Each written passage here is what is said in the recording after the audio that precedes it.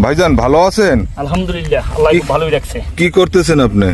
এই শসা গাছের খেজমত করতেছি। শসা গাছের খেজমত করতেছেন? আচ্ছা, এই বীজ আপনার কতদিন হয় রোপণ করছেন?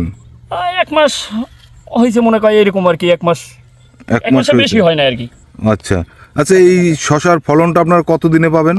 লাগান হইতে বীজ রোপণ হইতে আপনার 45 দিনের ভিতর আমরা ফলন কাটবো। 45 দিনের ভিতরে ফলনটা কাটবেন? ফলন কাটবো। এখানে টোটাল কত বিঘা জমিতে আপনারা ফলন শসার চাষ করছেন? শসার চাষ করছি কত আপনার 15% হবে খালি শসার চাষ। 15%? 15%। আর ও সাইডে যে আপনার মিনা দিয়েছেন, মিনাও হবে, মিনা হবে কত এখানে 15%-র মতো হবে। 15%-র মতো। আর অন্য কৃষি আছে, এটা একটু বেশি হবে।